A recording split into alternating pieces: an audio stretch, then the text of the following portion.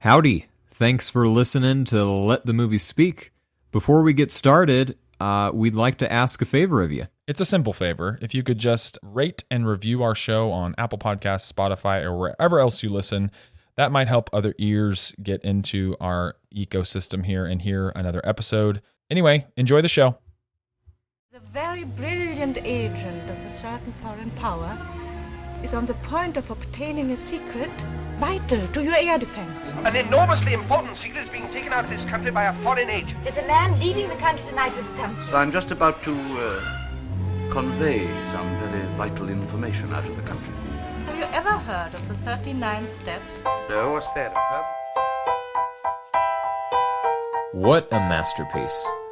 This was the reaction of one future auteur, mad genius, named Orson Welles, after viewing the latest British popcorn flick in 1935. And much like Welles, Richard Hannay starts his own journey in a theater of entertainment. Though he ends up inhabiting a world more striking and terrifying than the average man, he'll whistle through it. His mission is one of escape, and, with the British unemployment rate hovering around 20%, it was the audience's mission as well. They were on the edge of their seats to discover the secret behind the 39 steps. Let the movie speak. Welcome back, listeners, to Let the Movie Speak. I'm Travis. I'm still Justin. Still the same. Still haven't changed. Haven't changed since the last week you listened, hopefully. We're so happy you're with us again. We hope you're enjoying this as much as we are. And this week we're on to, I think, perhaps one of the more anticipated directors of our journey, because I know I'm a fan of some of the later work. I'm a bit familiar with today's film, maybe not in the conventional sense, but I think we both have a pretty decent appreciation of Hitchcock as a filmmaker, wouldn't you say? Yeah, absolutely. The man is a master and a legend for good reason. So I'm sure that as we progress, if we tackle any more decades or the thriller genre, or maybe touch on horror or something, Hitchcock invariably is probably going to come back at some point. Yeah, I hope so, because Psycho at least. But right, yeah. So before we get into our film for today, we are going to look back on our week in a little section we call "What Did We Watch This Week?"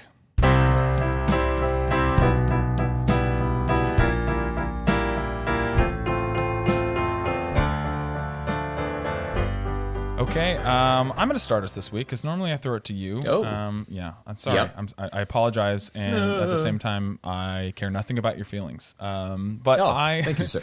I've been working my way through the Netflix sensation. I don't know how you feel about Netflix original series. It's like they're so hot when they're hot, and then people forget about them forever. But I hopped on the bandwagon, I guess, and I'm watching The Queen's Gambit. Which is an interesting, fictional limited series. I'm a fan of the limited series. Are you a fan of the limited series? Yes. We've talked before, not on this show, about Stranger Things and how much we enjoyed most of the first season, and how that, originally was supposed to be a limited series. Yeah.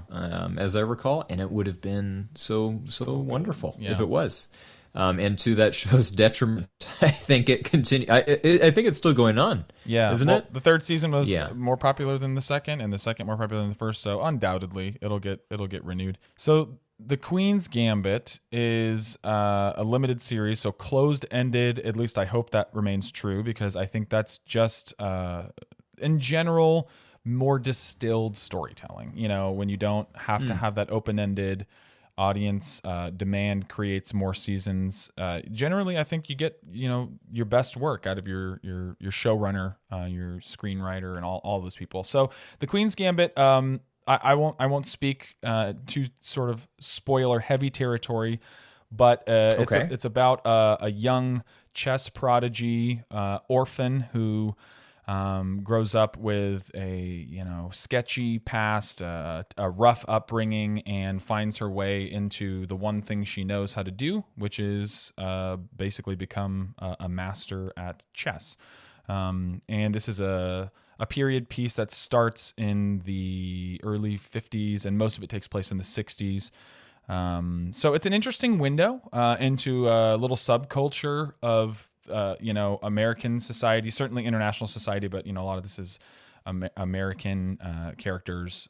Although there is a bit of Cold War feel, kind of going up against the Ruskies. Not quite Rocky. Is that Rocky 4 territory? Right? Yeah, that's 4. Yeah, yeah. I will break you. So yeah, in general, it's very good filmmaking. I'll call it, because it does feel film-like and very cinematic. Great acting all around. There's moments of like uneasiness for me as I'm watching it, where I'm like, if they go in this direction, I'm not sure I'm gonna like it. But it tends to find its way back into being very compelling and probably justifying the 7-episode run, which I think I'm on episode. I finished 4, finished 5, so I have 2 left. I don't imagine it's going to whiff it in the last 2 episodes. So far, I'm really enjoying it. One complaint, really the one major complaint, is they use an effect, and Justin and me, we really love CGI. I don't know if you knew this about us. Boy, do we ever. Yeah, we're heavily invested in the computer generated images industry, and so we only speak well of it because those stock prices, they got to keep climbing, baby. They have to. Yeah. No, all kidding aside, I despise CGI in most contexts, especially when it's there. But this show uses one effect where she, they're trying to convey that she can see the chessboard and moves and pieces in her mind's eye, and she lays on her. This does not sound good. It's not good. This does not sound good. She lays on her bed and she looks at the ceiling, and an upside down chessboard appears, and the pieces start moving. And the first time you see it, you're like, okay, I kind of get what they're doing here, but it's just like over and over and over. And what really bugs me about it is you see the CGI really just laid bare, like those are fake chess pieces. They're imaginary. They're on the ceiling, and it's kind of like, this is taking me out of it for a moment. But then what's really annoying is in I think it's the last episode, the last one I watched, episode 5. They do it in such a brilliant way, which is she lays in bed. It's a static close up on her face. She looks up and then never cuts away, and all you see is the shadows of the chess pieces, like the heads of the chess pieces kind of moving across her face, and she's watching them move, and they never cut back to that ceiling. And it just makes you think, well, why didn't they just why didn't they just show not tell a little bit more? Tell not show, whatever the right version of that is for this. But that's a small gripe for a series that I think is worth people's time so far. I won't speak to the last 2 episodes, but I'm enjoying The Queen's Gambit. How about you, Justin? What did you watch this week? I watched a movie you might be interested in, my friend, as a fan of horror. Oh. I watched a Persian language horror film called Under the Shadow. Oh, I've been wanting to watch this forever. Yeah. Yes. So it's from 2016, I think. Directed not in Iran, but by an Iranian-born fellow. Babak Anvari. It was his directorial debut, and it takes place during the Iran-Iraq War, right at the tail end of it, and it concerns a family, mom, dad, daughter, and dad is conscripted. It's suggested that he is a doctor, and so he is conscripted to go serve in a military hospital somewhere in support of the war effort, and so that leaves mom and daughter in Tehran in this like mini condo, very small apartment complex. I think there's like 5 other rooms or something, and they're sort of haunted by a presence or an evil of some sort. Yeah. And I had seen the trailer for this. We might have even watched it together. You sent me the trailer a couple years ago, like in would you say 2015 or 16? Whenever 16. Whenever it came out, you sent this to me and you were like, "This does not look bad." It was one of those. The trailer was cut really well. Yeah, and I'm happy to report that the movie is too.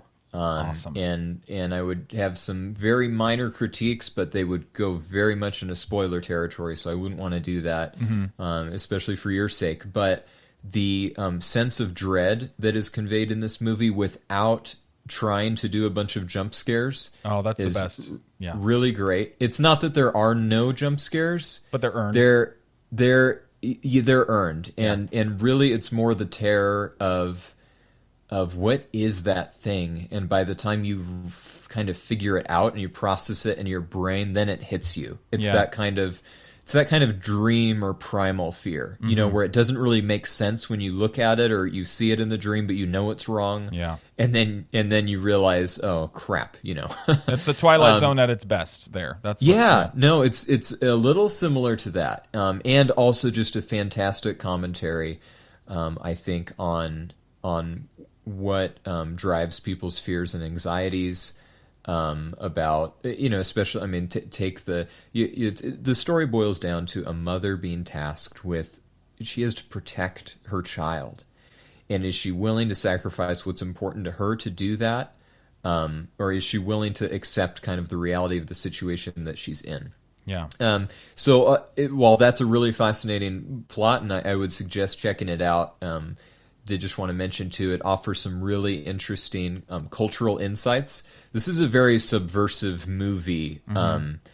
I've watched some other movies from the Middle East, especially recently, and if this movie could not have been made in Iran. It's way too, even though it doesn't come out like down with the Ayatollah or anything like that. It's you know, the mom has a VCR. And watches Jane Fonda workout videos, you know, and it's heavily not even implied. It's just stated outright, like, you can't tell the government we have a VCR; they will take it away and like throw us in jail, you know.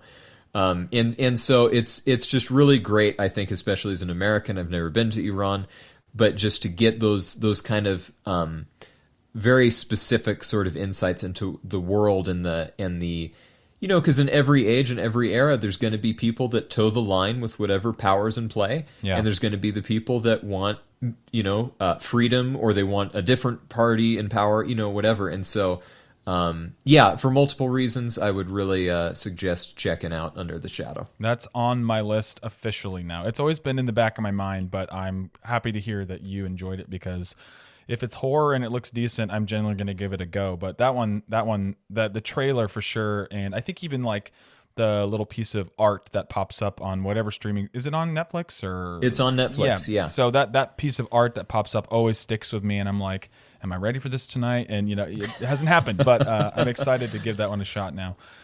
That is what we watched this week. Now we're going to get into, obviously, the Hitchcock quote-unquote masterpiece, if you listen to Mr. Orson Welles, and we're going to start with a little intro to the film.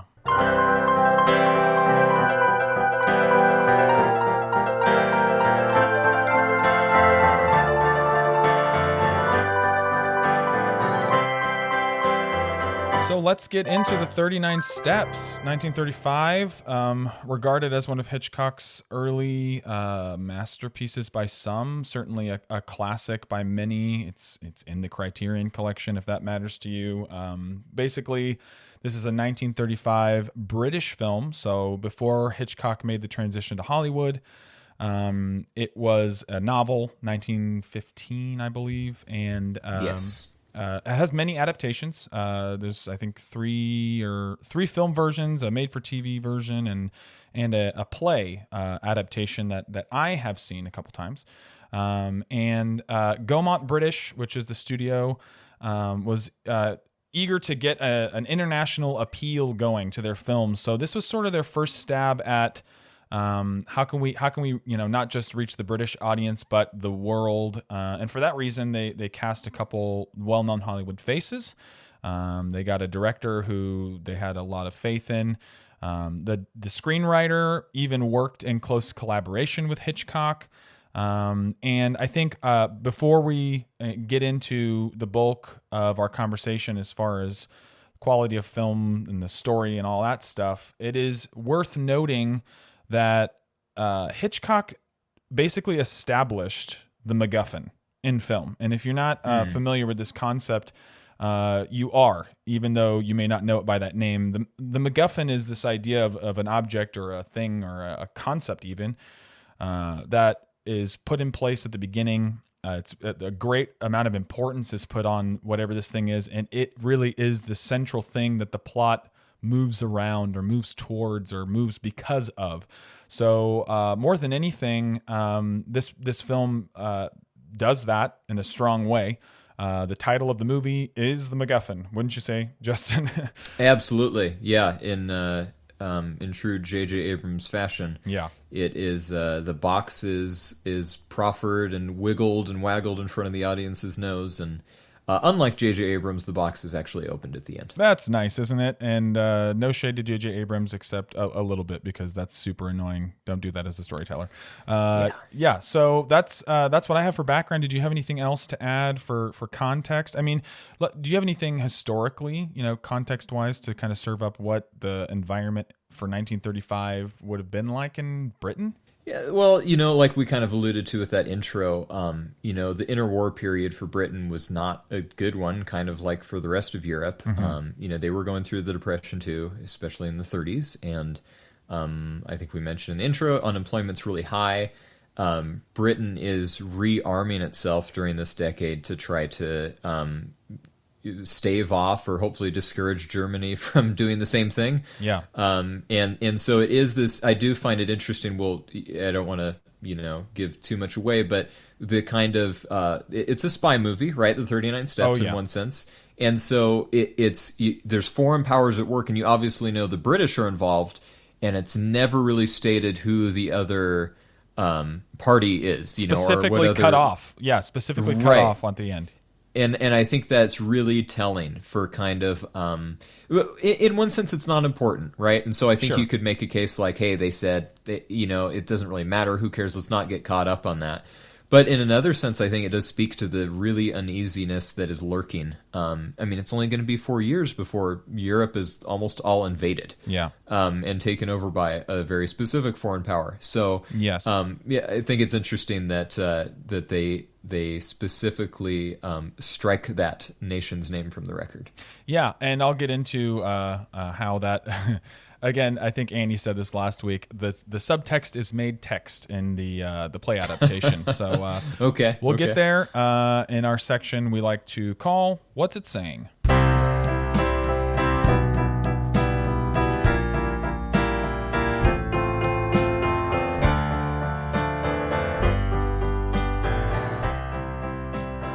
So in this section, we just go over kind of our overall thoughts on the quality of the movie, what we think of the story, the acting performances, any technical aspects, and any sort of underlying meaning or message or theme, or what we call it. What's it saying? Because that's the question I find the most invigorating to answer, Justin, and I know you do too. So basically, what we have here is a male lead in Robert Donay as Richard Hannay. He's put in a sticky wicket very quickly, and he is on the run from beginning to just about the end. So the story really follows him as he is thrust into this narrative by a counter espionage character, let's say, another spy or someone who works to stop the information from leaving, the very important information. I think it's important to recognize what kind of movie we're going to be discussing for the bulk of the conversation. So, in general, again, I don't like to bury the lead. I liked this film. I like Hitchcock. I think I enjoyed this on a very similar wavelength that I did The Thin Man, because the tongue-in-cheek nature of it, at least for the bulk of the film, and we'll get to where it departs and why maybe that doesn't work at times.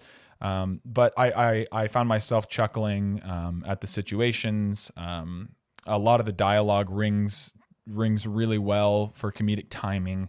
And in general, kind of beautifully technically executed, which you wouldn't really expect less from Hitchcock's kind of genius director eye, in a lot of ways. So what about you, Justin? First thoughts?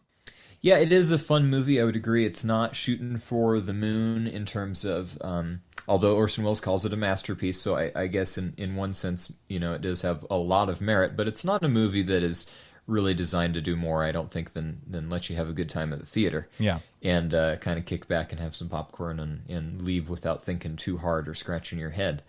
It is a movie that, like you said, it has a fair amount of comedy in it, but it's not, to me. I know we'll get to your kind of first experience with this movie or this story later, but to me, it's not immediately clear what tone this movie is going for, and so it's almost, I wouldn't say off-putting, but I was scratching my head a little bit at first. So you have our main character, Mr. Richard Hannay, going to a theater hall and watching this man, Mr. Memory. Give him a fax, folks. And we're both fans of Frasier. Yes. Right, Travis? And I don't know if you recall that episode, which seems... although I know Mr. Memory is not a specific thing to the 39 Steps. That's a real, It was a vaudeville act. trope. Yeah. Right, yeah. It was, but there's that episode where they're going to fire everyone at the radio station, and they have essentially their version of Mr. Memory, but he's not a very good one. Do you remember this character? Vaguely, so anyway... yeah.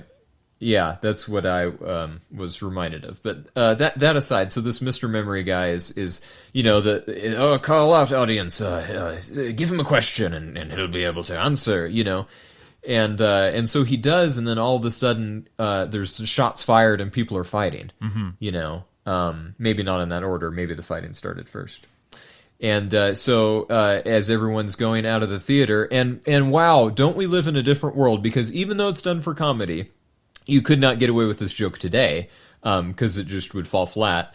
So somebody pulls out a 32 or a 25 or whatever and pops off a couple rounds, and people start darting out the door because nobody wants to get capped. Right. And the director says to the orchestra pit leader, "Hey, play some music. Play something, so yeah. they don't leave." And it's like, what, here you have this literal safety issue, Yes. like, I don't know what could be more dangerous than somebody firing a gun in a theater. And they're worried about losing tickets, and that happens a few times in the movie, as I recall. So I don't think that is probably, if we had unfortunately, because we just live in a different world, right? Yeah. If somebody fires shots in a movie theater today, that unfortunately means something a lot darker, and there's no edgy joke in there. It's just it's different. Yeah. So anyway, I'm sorry to get sidetracked there, but Mr. Hannay, is one of the ones obviously departing the theater with some common sense. And all of a sudden, this lady latches onto him, and she's like, and she has this an accent that maybe we could talk about too. And she holds his arm and is like, "I'd like to go home with you." And I thought, like, what kind of a movie is this? Right. Again, we've talked about my Quaker, Amish, Yes. Puritan. Yeah. Since one of those made up sensibilities. No, I'm not really. I don't live up to that quite, but. It's almost like she just propositions him in the street, and he's like, "Okay, well, it's your funeral," and it's like, wow, are we gonna go have like the 1930s version of Bow Chicka Bow Wow? Yeah. But they go to his flat, and then she just starts spilling the beans. Yeah. I am a spy. I can't quite do her accent. Can you do her accent, Travis? Well, okay, so let's just again, let's make the subtext text here. All right, let's do it. And I guess I forgot to answer ask our normal question, which is this the first time you've seen it? Yes, it's your first time. My first time watching the movie, but it's not my first time viewing this story. I've seen the play adaptation of this 2 times in 2 different places, 2 different casts, same script and everything. And as I go through my thoughts on the film, it's almost impossible for me to separate those experiences, because the play is relatively modern compared to this. It's 20, 30 years old maybe. And what it does is, I think, an ingenious thing, because where you kind of alluded to some tonal inconsistencies or a lack of established tone at the beginning. We'll get to how it doesn't just stop there. It pops up again a couple times throughout the movie, and it is an uncomfortable inconsistency in tone. But the play doesn't suffer from that, because they did kind of a fun thing where the entire cast, like basically everyone you see in this movie, aside from, the hundreds of theater extras and all that, it's played by 4 actors, right? So you've got a lead who plays Richard Hannay the entire time, 1 female actor who plays the spy who latches on to him at the beginning, and then when she's dispatched of, she comes back later as our Madeline Carroll character, and she plays her for basically Act 2 of the play.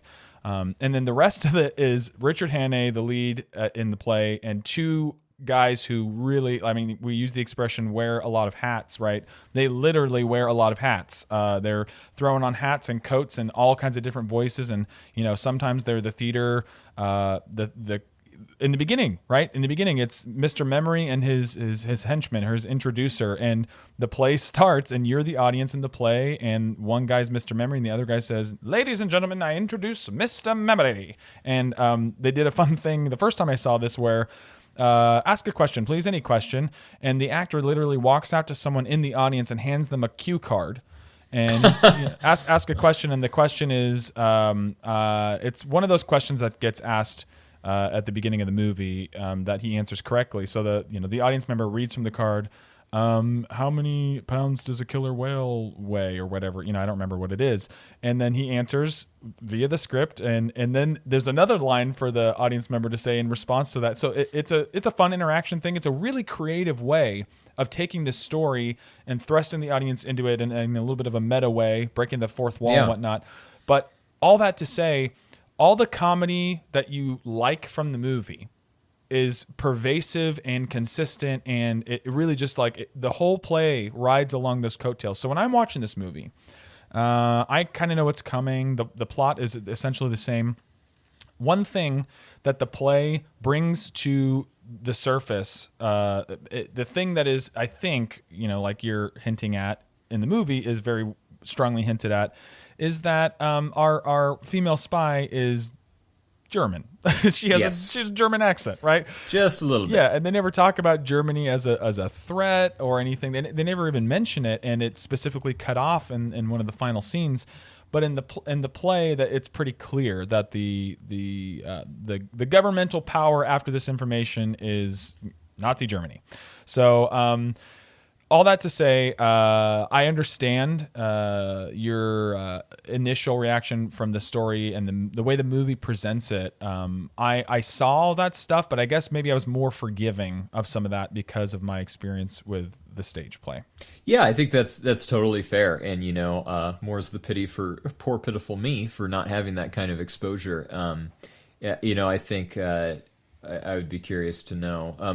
Are there any listeners calling in right now, Travis? Or is the board lighting up? It's lighting up. Okay, well, let's not get to them because I'm sure I'm much more fascinating.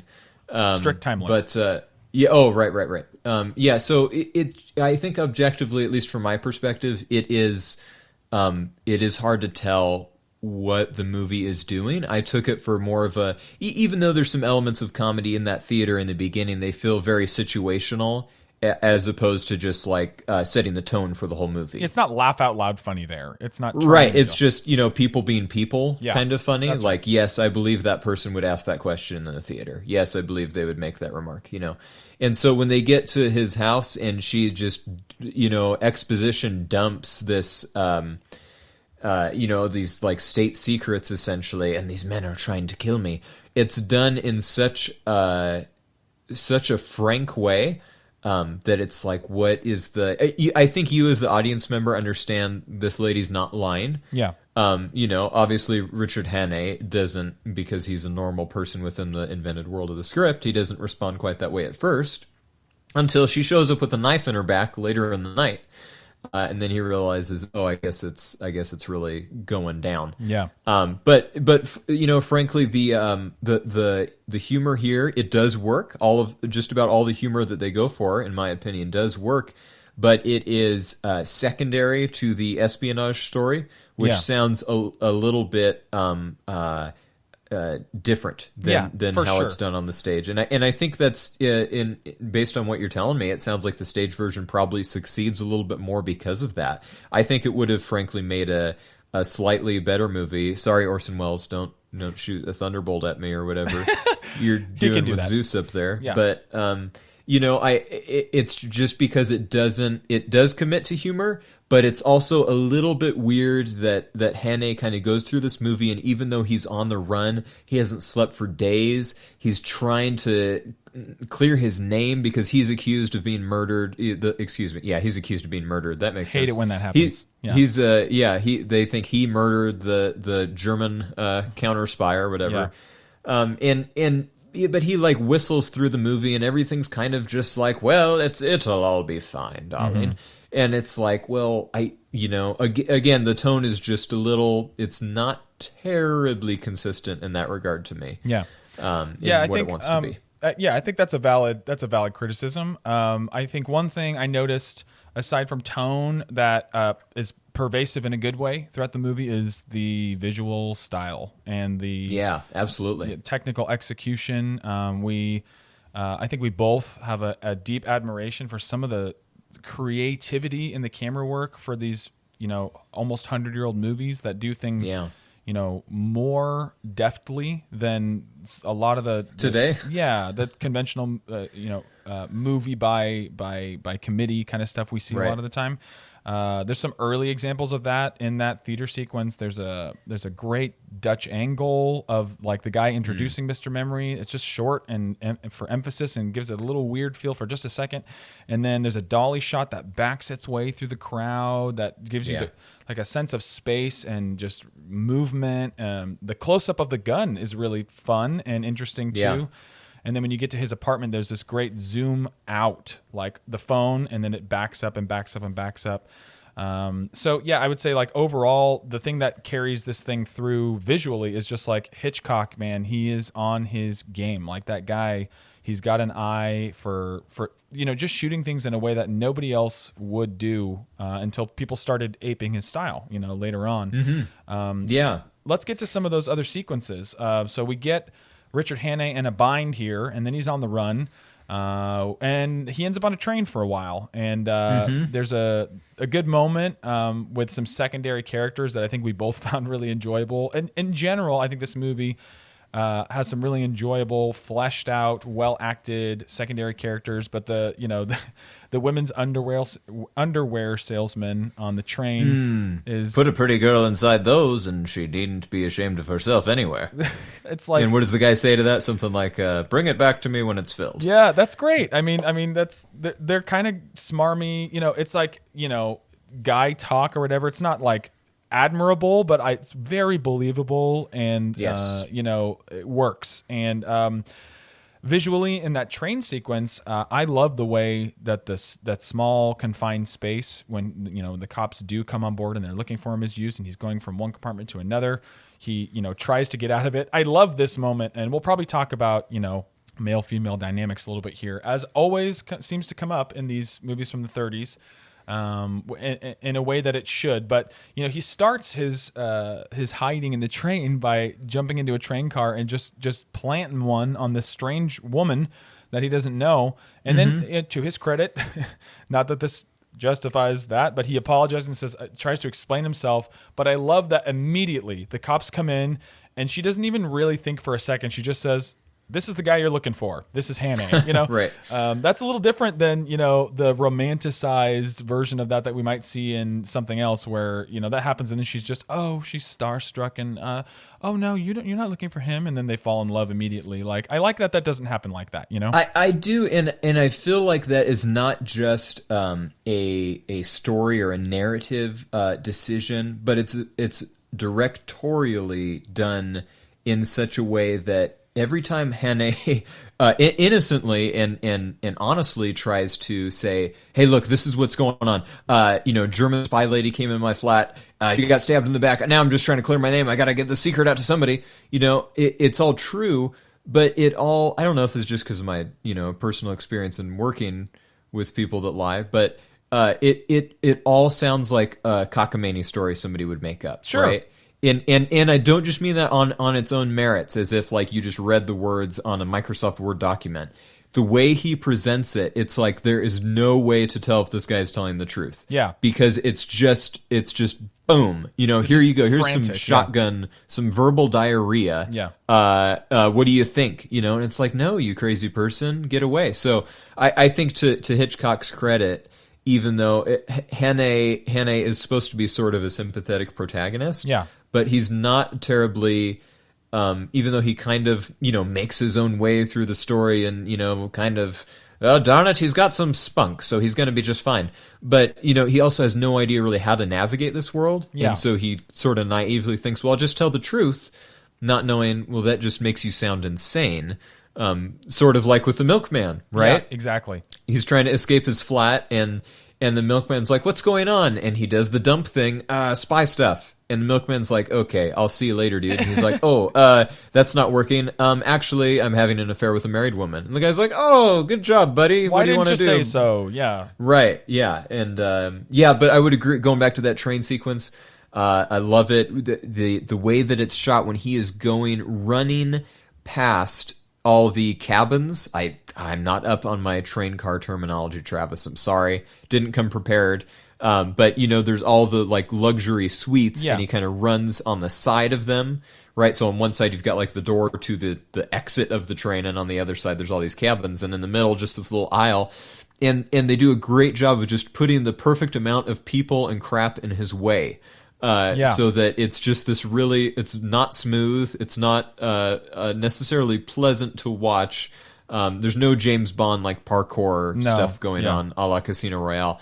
And when they get to a back car, and there's a fun bit of humor, I think, where there's those 3 dogs that are chained up in the back. Yeah. I guess they didn't have service animals then. They just had to sit in the back, folks. That's right. And there's a service parakeet, too, and platypus and whatever. And a chameleon, Yep. And so the dogs are barking, and one... like the head honcho detective, whatever, is like, go, go, go, go. And his other guys are looking at him, like, kind of begrudgingly going forward, but also looking at him like, are you serious? I don't want the German Shepherd to bite me. Yeah. And he's like, come on, what are you doing? What are you waiting for? And they're like, I don't want to get bit by the... And it's all communicated just on their face. Yes.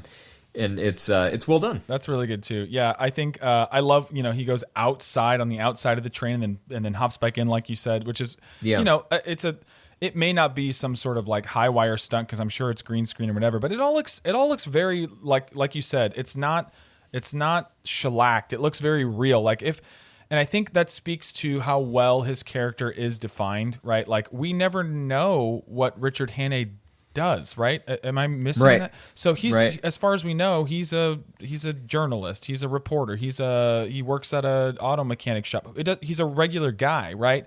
So there are moments where he finds the thriftiness to keep the story moving along, and we'll talk about some of those are almost unbelievable, but he also most of the time is just like bumbling his way to the next degree of success, which I think is a fun dynamic.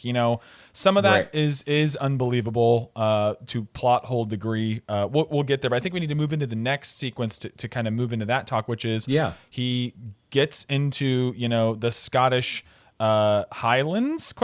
He's in rural Scotland, let's say, and following the map that he found in the dead spy lady's hand, clutched so tightly, which rigor mortis set in so fast. But he finds his way to a farmhouse and looks to stay there for a night because he's exhausted. And this is where we're gonna hit a little bump in the road as far as this. Oh, just a little bit. A little success of the film not doing its job tonally. Immediately when you run across this farmer, he looks foreboding. And the makeup on him even is like he looks very gaunt and big bags under his eyes. Like he looks like the character in a horror movie. He says, "You don't want to go up there. That place is haunted." Like that's what he looks like. And he's not friendly. And he just basically talks this farmer into, "Can I stay here for a night?" He says, "Yeah, my wife will fix you supper." Immediately, there's this flirty connection between Hannay and the wife. It doesn't really go anywhere other than I think her character is really interesting and compelling in a different movie, right? Like this idea of someone who's in a marriage with a man perhaps twice her age by the look of him, right? And very controlling and certainly old-fashioned, but that's not really the thing. That's the issue here. And what do you have to say about how this all plays out with the farmer and his wife? Nothing too positive, unfortunately. I mean, again, I think we'd both agree those characters are really well written, and they serve the purpose, I guess, of the plot just fine. But yeah, it is, and to be honest, from my perspective, objectively, it wasn't till the end of the movie that going back to the sequence, it was like, this didn't fit at all. Yeah. Kind of like as we got from the train and from Forth Bridge to the Scottish Highlands, where he just magically kind of appears. He's walked there, I guess. Yeah, somehow. that happens a couple times. Yeah, it's a little strange. But it's, it doesn't feel, I don't think, as disparate until you reintroduce to those characters. So to get us there, he flees and the wife alerts him, like, hey, they're coming, you got to go. My husband's money hungry, essentially. And as soon as the police offer him a reward, he'll sell you out. So get out of here. And he's like, well, I'm concerned about you. What about your husband? He seems like kind of a violent dude. Oh, no, she says something like, he'll only pray at me, right.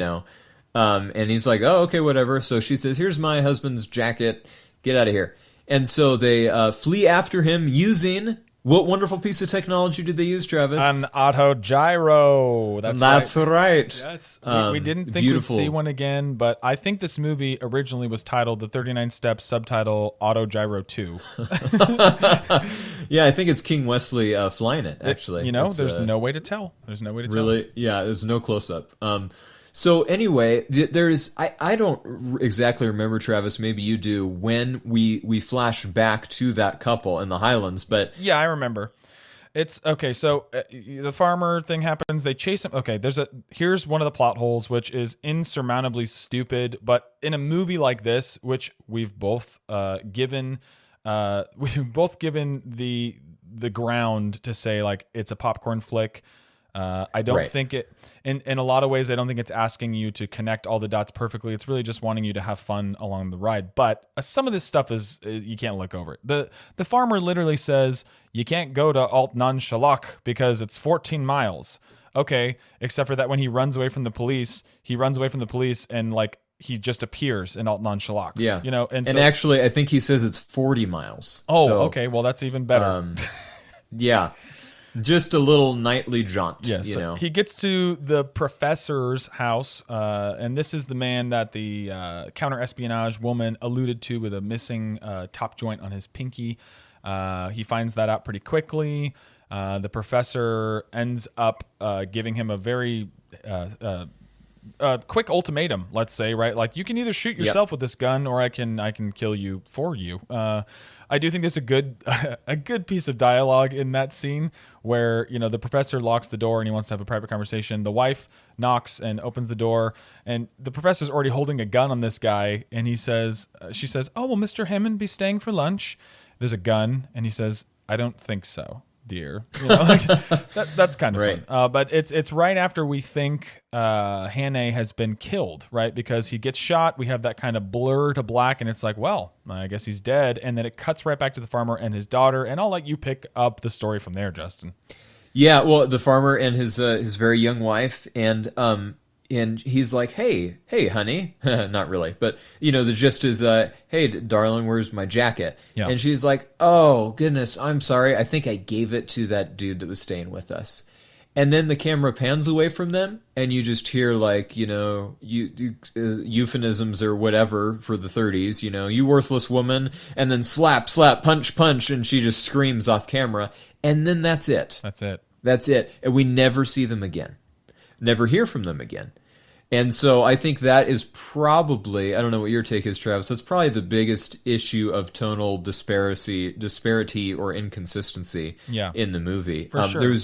I don't think there was any reason to cut back to them. It didn't really, because we never learn anything about them again. Yeah, it's there. It's only there so that he can say, my hymn book was in the pocket, and that can explain how Hannah survived the shot. So, I mean, perhaps you cut back just to deliver that piece of information, or you just deliver it when Hannah tells the lieutenant or whatever in the police station. He says, oh, this hymn book saved me. It's like, well, okay, fine. I believe that very religious man had a hymn book in his pocket. I don't need to hear him say it and then beat the crap out of his wife off screen. It's very weird.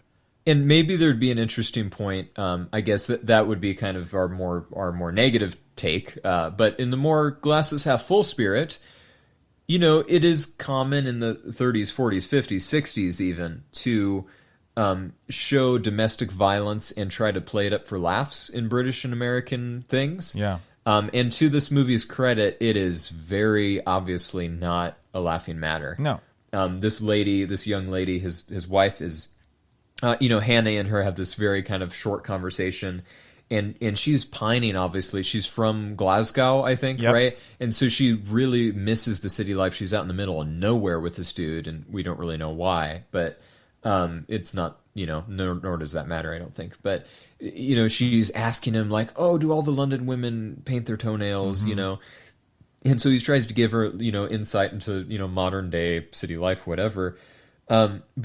But then, yeah, that's all we kind of get from her, and then she's beaten, and then that's it. So it's this very helpless. They paint her as very helpless, isolated, trapped in an unloving and violent relationship, which is, I guess, different. So it's weird in that we never know more about them, and they're not really consequential to the plot, right? But I guess best case scenario, even though it's a bad thing.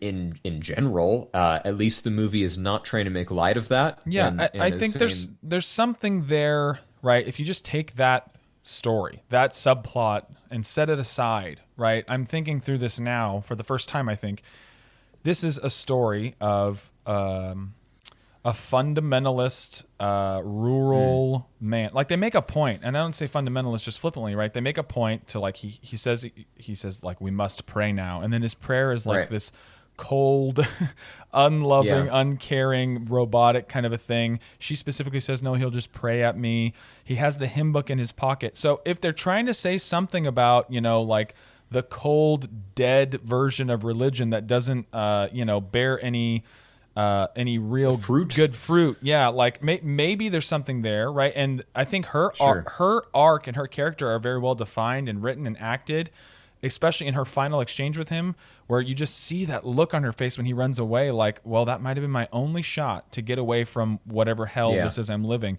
But all that to say, this does not belong in this movie. Like, that's the issue here. The issue here is, like, we're trying to have a fun time, watch Richard Hannay figure this out and get through this, and it's like, holy crap! Like, because the movie doesn't, like, stake its absolute claim on trying to make those points. It comes off as like, well, you served something up that's really important and meaningful, and then you just left it there, like that. Yeah. So yeah, for sure, I think it deserves credit for not using it as a joke. But at the same time, it's super uncomfortable and it's a detractor, right? So we can agree that whole cut back to them at least needs to be edited out. But even without that, it's tonally funky. So plot holes. He gets to Alt-Nunchalock the 40 miles on foot in 5 minutes or so. He meets the professor, who looks pretty much identical to FDR. I noticed he is FDR without a pinky joint, and this leads us to another plot hole, which oh man, it really reminded me of something in The Thin Man. Now that I think about it, he's in the police station. He's talking to this police officer, detective, lieutenant, sergeant. We don't even really know. Doesn't matter. I think he's the sheriff. Actually, sheriff. That's mentioned. Yes. You're right. He's a sheriff. And at first we think, oh, the sheriff believes the story. There's a great line in there where the bullet's caught in the hymnal, and he says, yeah, some of those hymns are terrible hard to get through. That's great. That's good.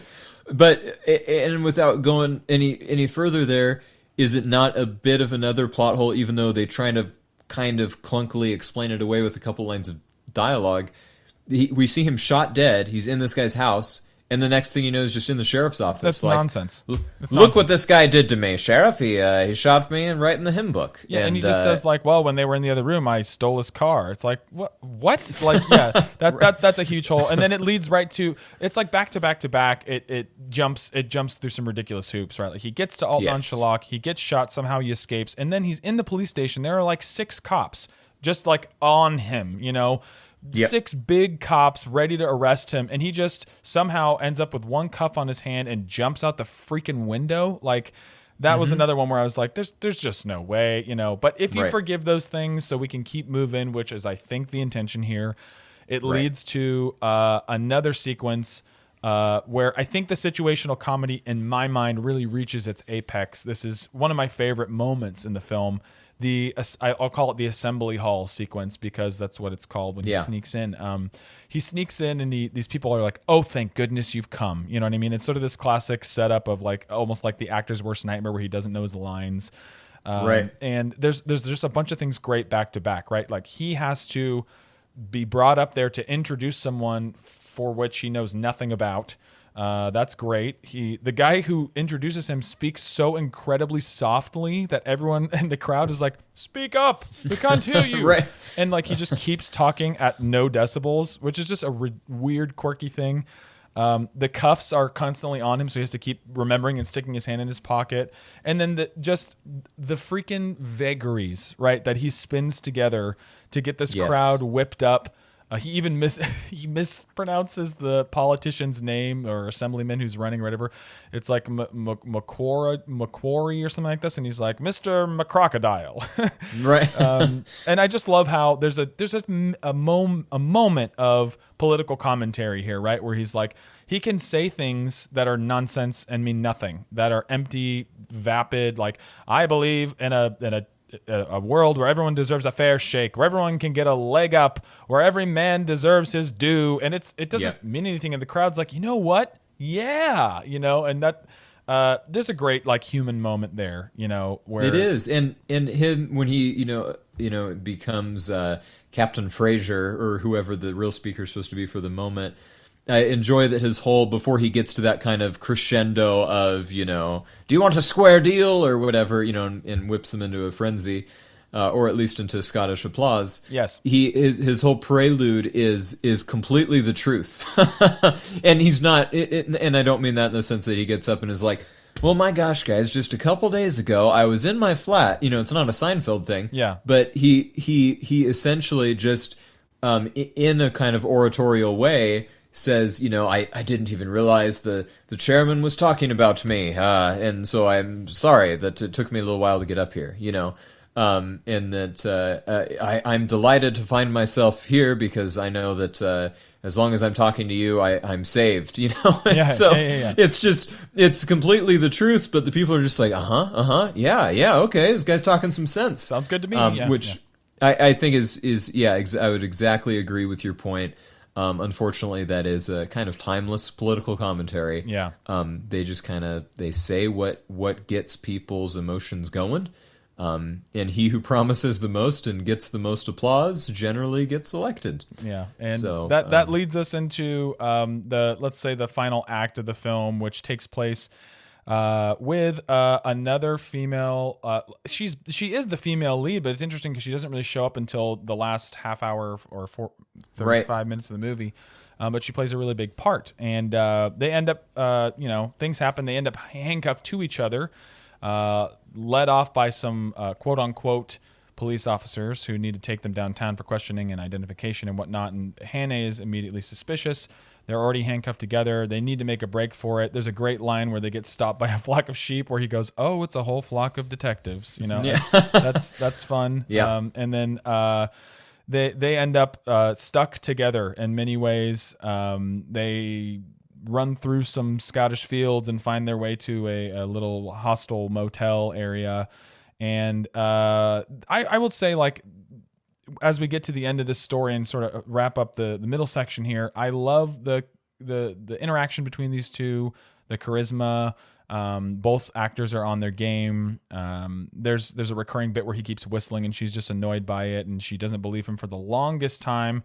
They end up in this room together and there's a lot of like scandalous feeling moments where it's like, well, I'm not going to sleep in that bed with you, but he's just all desperation. He needs to get to the next stop so he can clear his name and all that. A lot of good secondary characters in that hostel too, with the wife and the husband who own the place. Yeah, and eventually they kind of come to terms with each other, wouldn't you say? Yeah, and it is really interesting. I think you can't mention their relationship without the attendant. Patriarchal is maybe too woke a word, but it's just he very much dominates that relationship. And I think part of that narratively you can buy, because this is a guy that is legitimately worried that his life is on the line. but it's a little hard to swallow that pill when he's kind of just whistling and like, come on, honey, let's just go over here. And there's a point where she tries to scream or, call for help, and he just kind of chokes her out until the people leave. And then he lets go, and he's like, there's no like, oh, sorry, I had to do that. He's just like, oh, well, yeah, it's what I had to do, babe, because you kind of forced me to. Right. And we're just supposed to kind of be okay with that, which is, obviously in our day and age, 1934 is a little different than today or 1935. But, I think that doesn't really... I don't think that was any more right back then than it is today. PSA, we're not okay with it. Right, exactly. Yeah. And it is a weird... The opportunities to objectify women are used here. So in that hotel room, she's like, she's wet from, traipsing around on the marsh or whatever. And she's like, I gotta get these stockings off. And he's like, oh, okay, do you need any help with that? She's like, no. And then instead of just, kind of keeping a wide shot on them or whatever as she takes the stockings off and leaves the rest of her clothes on, they just pan down to her legs. Right. So she kind of lifts up her skirt a little bit and takes off the stockings, and nothing else happens. There's no dialogue. It's just, hey, check out these legs. And it's like, okay, 1935, And 1935, and let's just be frank, right? Like, this character, Madeline Carroll's character, she really does establish what will become known as the Hitchcock blonde, right? Hitchcock's history with female characters is nothing short of sordid, right? The way he treated actresses, the way he ended up casting them, and really becoming a manipulative director over these women is historically proven. So, there's so much time and place for criticism there. Like, there's no doubt, and this is sort of the genesis of it in the way he directs that scene, in the treatment of her, whether it's cultural or directorial or a bit of both. There's things you watch in these movies from the 30s where you're like, yikes. And you got to get to that point, right, where you can separate the art from the artist, and you can watch something in its cultural context and not justify that wrongdoing, and it all has to sort of work itself out. I didn't walk away from this movie, and you can feel free to dissent here, but I didn't walk away from this movie feeling like a sense of overt ickiness or whatever, but it was really one of those like, man, if we could just pick this scene up and cut a couple shots, and if we could just get rid of that, wife beating off camera and whatever, like that would all really tidy this thing up tonally and ethically and just kind of all over the place, Yeah, and I agree, and I think it is a bit unfair when we, for whatever sins our forefathers or mothers have done before us, it's we have the benefit of hindsight, and they don't ever get that because they die. Yeah. And so I don't mean to, I don't bring up that to say, therefore, because this movie doesn't pass the 2021 test of, politically correctness, therefore it is trash. It's just an interesting thing, I think, to note, especially as because objectification of women, who are we kidding? That still is in film today. That's right. Yeah. And in way more icky ways than taking off your stockings. Yeah. It's just, and I just bring that up because I think there is the narrative. Oh boy, and I'm not just talking about movies, but for just life in general. If only we could get back to the good old days. People were so much more decent, and things were just clean back then. And so I think it's important to point out things like this in 1935, where it's like, yeah, they weren't going to show full frontal nudity because you couldn't release a movie majorly with that, but they're going to go as far as they can. They're going to do what they can to kind of still sell those tickets based on skin. You know what I mean? And so that's the only reason I bring that up. And I would agree with you. This movie is not, Travis, one of our favorite movies is that French movie from the 70s, The Professional. Oh, good Lord. Yeah. Please, listeners, don't go watch it if you haven't seen it. No. That has quite a bit of horrific objectification in it. And this doesn't rise to that degree, certainly. But because it's there, and because I think it does speak to kind of the studio and or director, whoever, the powers that be, trying to find the ways to kind of, negotiate the loopholes of the time or push the envelope in the context of when they live. That's really interesting to me, the ways in which they try totally to do worth noting and must be said. Absolutely. Agreed. And after that sequence, they're on the same page. I will say one quick... Is that before you say that one thing, is it a little funny how they get on the same page to you? Because she overhears, the guys pretending to be detectives, and she's like, oh my gosh, this guy was telling the truth. So she goes back and she looks at him sleeping, and then she gets the loving smile on her face, like, oh, darling. And it's like, what? Yeah, I mean, it's a tough sell. It's a tough sell, and it's a tough sell that movies like this is not a movie unique in this way, right? Like Right. I said, she doesn't do it immediately, which is a little unique. She's not dumbstruck by his beautiful thin mustache right away. But she does come around very quickly. It's a quick moment story-wise. That is akin to me, him making it to alt non-Shalak too quickly. It's like, of course it happens too quickly. It's that kind of movie. In Agreed. the play, I'll bring us back to the play real quick. This moment where she says, like, oh, Richard, I believe everything you said. The detective said this. And he said, what else did they say? She said they mentioned the 39 steps. All of that, right? In the play, they play that up. Again, the play is more parody of Hitchcock overall, with still some loving homage. But in the sequence, it's like they make fun of the idea that they would now fall in love in this moment, and they embrace, and they're almost about to kiss, and it almost has that like da da da da da da, like ridiculous music. And then she says, oh, they left about 5 hours ago. And then he says, you button-headed little idiot. And the tone changes like on a dime, and it's freaking hilarious, like how tonally it just like turns a corner. And in the movie it happens, but it's just so much more subtle.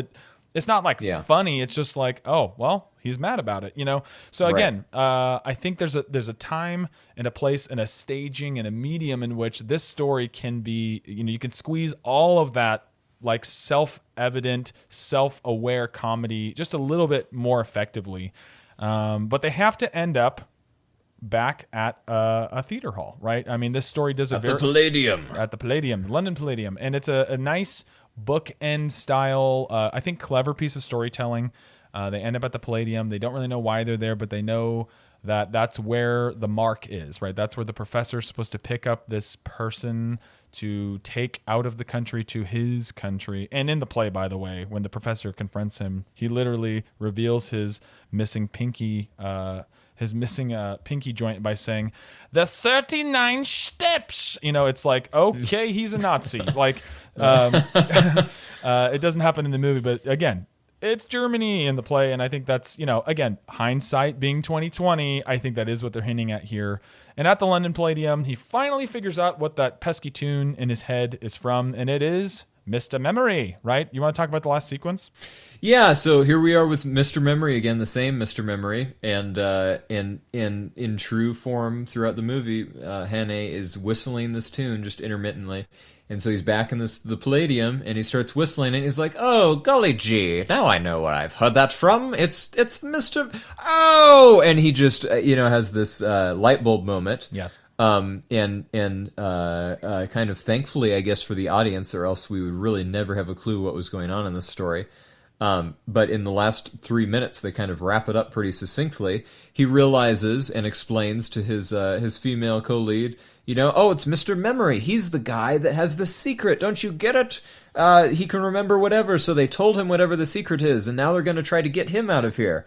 And so as the police are closing in on him, or the pretend police or whoever, it's probably both at that point. Yeah. And Hannah shouts out to Mr. Memory, what are the 39 steps? I don't know, that was almost like Ian McKellen. That's really right. How Mr. Hannah sounds. A little Gandalf, that's fine. Or, yeah.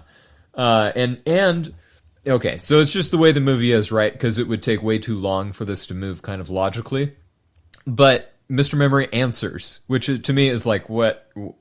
Like, did when the evildoer explained to Mr. Memory now, like, look, I need you to memorize this. It's a matter of national, importance. And Mr. Memory's like, okay, whatever. I'll just put that right down. How many cheetahs were born on the savannah today?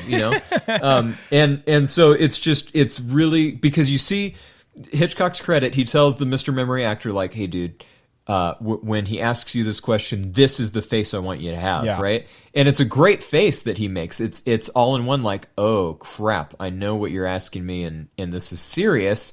But then he answers, right? Which to me makes no sense. I don't know it's why. almost like Manchurian Candidate, like he's like Mr. Memory is programmed. He's programmed. Yeah, that's what it. But again, it's like, don't think about it too hard. Just let it happen, and but. Yeah, and happen it does. So Mr. Memory is asked the question, hey, what are the 39 steps? And he just starts spilling the beans too, right? And so it's well, the 39 steps are a bunch of spies operating from the Foreign Office of bang. And he just gets shot right there. And then in kind of John Wilkes Booth fashion, because we're deprived. I guess here again is an example of not hearing what nation. It's like, it's not Germany, guys. It's probably the Belgians. and so those pesky Belgians. Then the professor, to me, my eyes, it looks like he does a John Wilkes Booth and jumps out of the balcony, thinking he's going to escape that way. And then the police are on him, and that's kind of the end. And our main character runs up. Who knows why the police let him do this? I guess because he asked the question. Yeah. What are the 39 steps? But who cares, right? That's not the point. And he runs up to Mr. Memory as it's not really clear. He either loses consciousness or dies at the end of the movie. And he's like, oh, Mr. Memory, tell me the true secret. And he's like, oh, it's for a silent airplane engine. And then he gives this made up, formula. Yeah, exactly. For silent airplane engine technology. Which I'm sure the autogyro was very envious of. Yeah, because it's really clunky and loud, that thing. And that's the end of the movie. Yeah. And I will say, as happenstance, as that all wraps up, I have to say, I love the last shot, where it backs away and you just see them subtly grab hands. I think that quick, transformation from, her looking at him with contempt to, being sort of infatuated with him. If you kind of delete that or back that off a little bit, and then this is the moment where she just like reaches her hand and then they hold hands, as like that's the moment where they start to come together at the end. That would really land as a narrative, like a character arc, a little bit more believable. But I don't think this movie is set out to make for, let us pull at the heartstrings of people. It's really like, well, they're together now. So that's kind of the gist of it, the gist of the movie, and our thoughts. I think we need to put it all in a nutshell, wouldn't you say? Let's wrap up that pistachio. Let's do it. So, as I said, for me, this is an enjoyable movie as a popcorn flick, because that's what it's trying to do. It succeeds more often than not. Obviously, there are some somewhat glaring tonal inconsistency moments that are, I would call them fleeting, not ship sinkers or real flies in the ointment. But for rewatchability, I would probably watch this every few years, maybe if someone hadn't seen it and they were really into Hitchcock, I think I'd happily sit down and watch it with them again. I'm not sure, I'll pull it out once a year or anything like that. How about you, Justin? Yeah, I'd agree with you. It becomes clear, I think, by the end of the movie. It finally dawned on me, like, okay, this is just escapism, is what this movie is, and that's fine. There's all different flavors. That's why Baskin Robbins exists.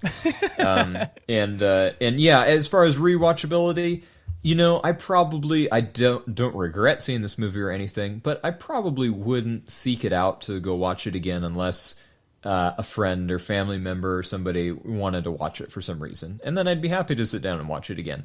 But just, I don't think I will be feeling any burning desire.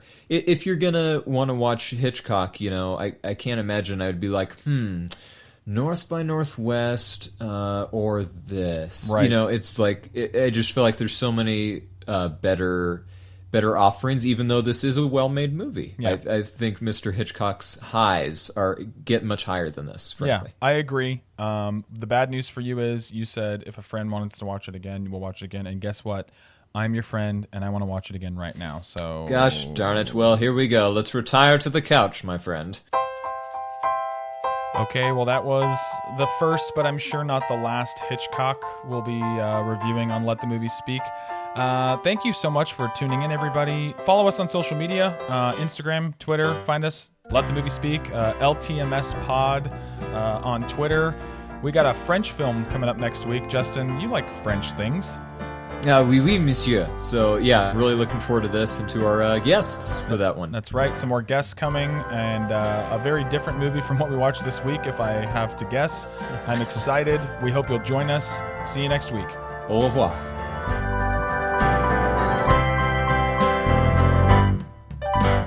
Let the movie speak. I've known what it is to feel lonely and helpless and to have the whole world against me. And those are things that no man or woman ought to feel.